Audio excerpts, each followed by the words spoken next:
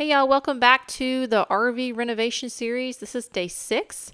Today I'm going to go ahead and tackle this slide. It's been a long time coming, but I'm excited to see this slide come together and this start to look more like a camper. So to start out, I'm going to go ahead and clean this slide. It's got a bunch of trash in it from when I was working on the walls and all that other stuff. So we're just going to get a clean slate.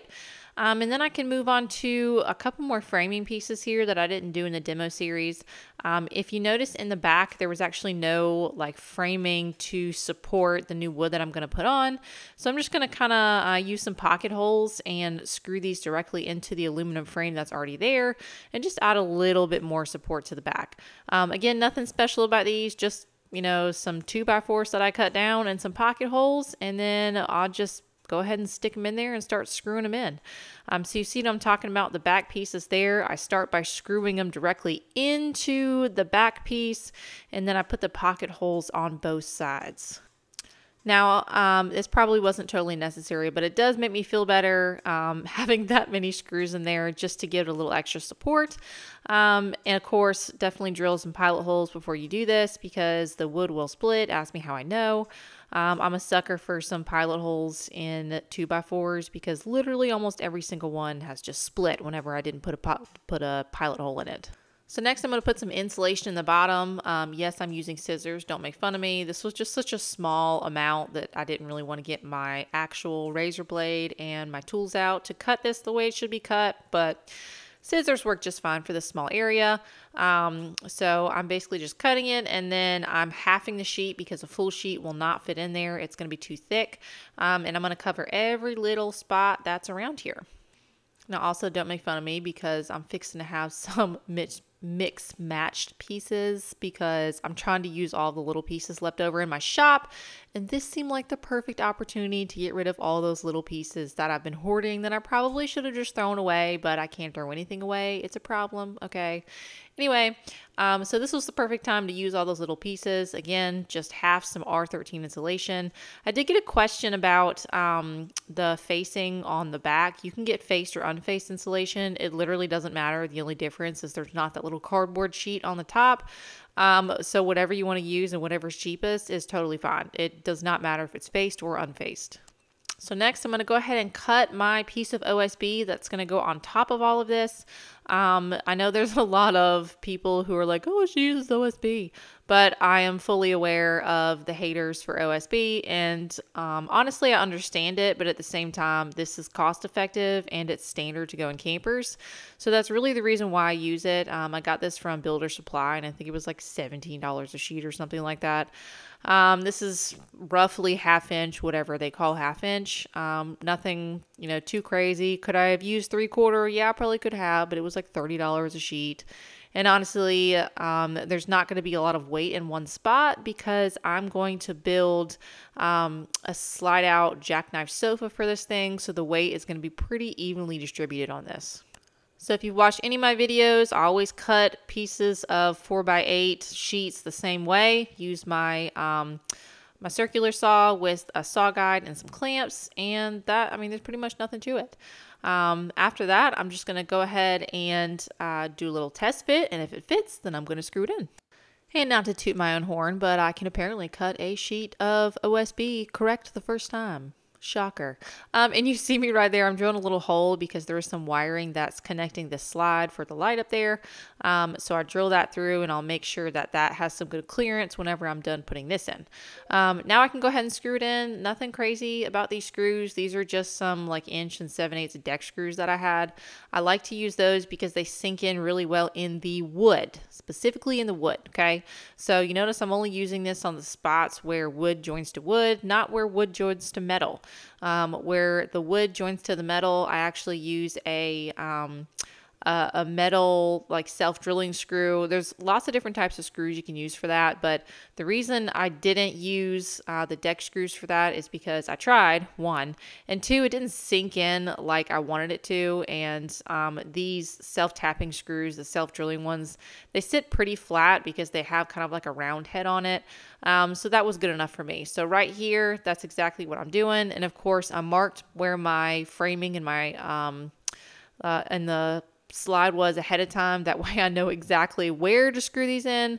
So don't forget that step. All right, so next there's a couple of these trim pieces that I kind of left on and I painted over because I was debating on whether or not I wanted to do this wall to begin with. So I left it on just in case, but this is just how my mind works. So I don't need these anymore. I'm going to take it off because I'll put new trim on there after I get this nice panel on, which is right there.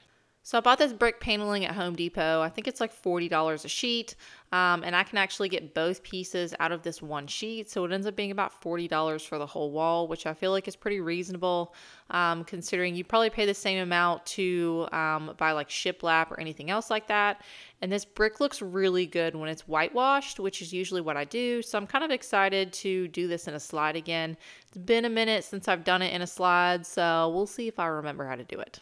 So for my first piece here, I am just cutting this to height. I'm not worried about that it's 4 feet long. It's exactly what I want. I'm not trying to center it. It doesn't really matter, to be honest with you. And I want the pre-patterned edges on both sides. That way, when I cut the next piece, hopefully it will line up. So same thing, using my saw guide and my circular saw and just running it through, just like that.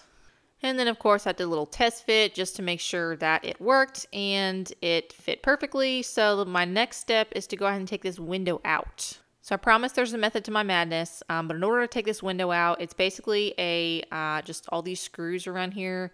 You take all these screws out. This is just a trim ring that holds the window inside the wall. So once you get all of those screws out, the window will pretty much come out from the outside.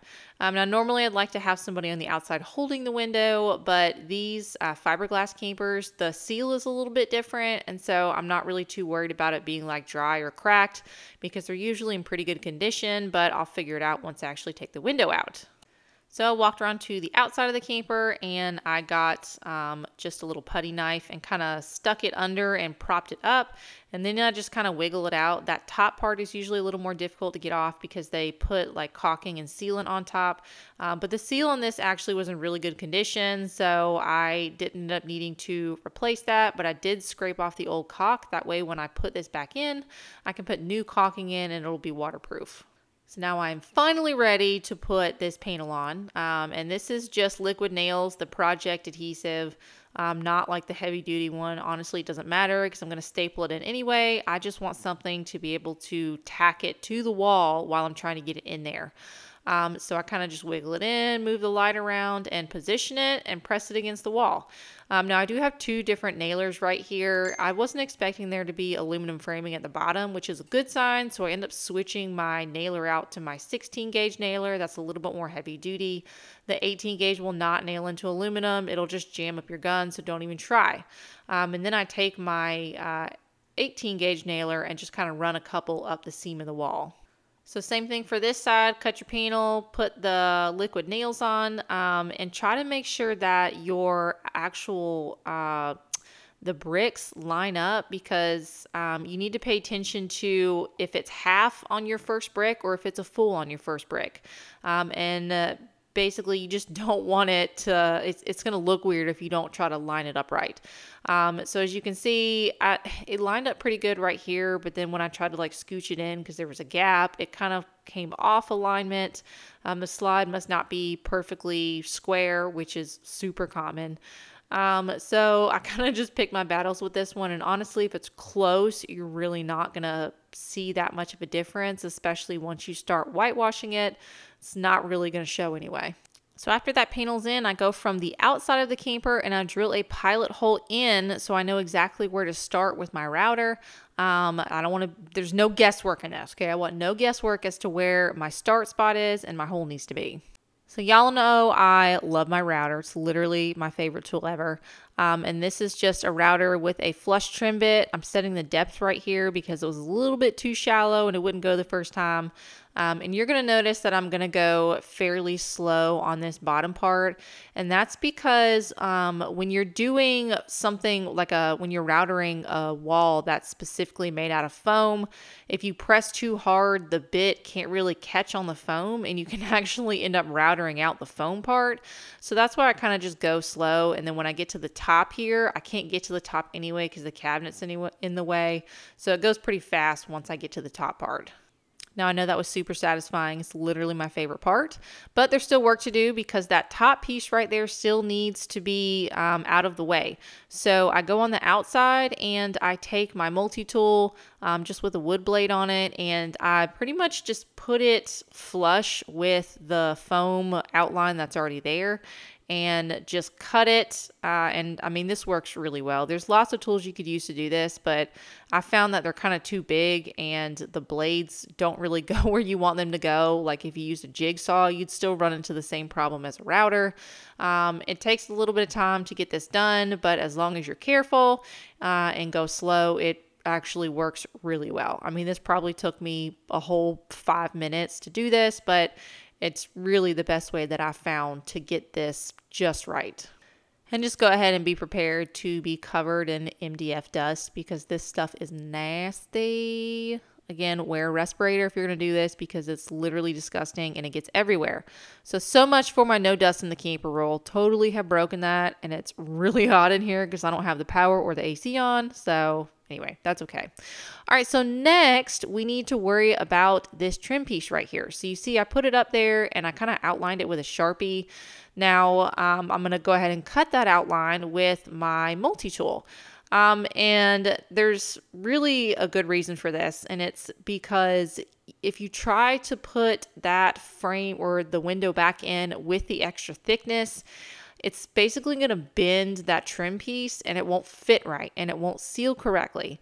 And so whenever I put a wall like this, sometimes you can get away with not having to basically take out this part where the trim piece is going to sit, but 9 times out of 10, that's not going to be the case. So I want my window to seal properly. Therefore, I'm just going to trace that outline. And of course, clean up because it's like super gross. I mean, the stuff is literally everywhere. I'm going to have to like go wipe down the walls again before I paint, but that's okay. I should have thought of this beforehand, but I didn't. Try to think of a lot of things beforehand, but you know what? You can't think of everything, so it's okay. And y'all go ahead and laugh at me, but I really did vacuum myself. Like, that's how gross I was. All right, last but not least, I'm going to go ahead and put this window back in. So this trim piece fits perfectly. It sits right in there now, and so I got my little helper here to hold the window from the outside, get the trim piece in, and I basically just put all the screws in and did exactly what I did to take the window out.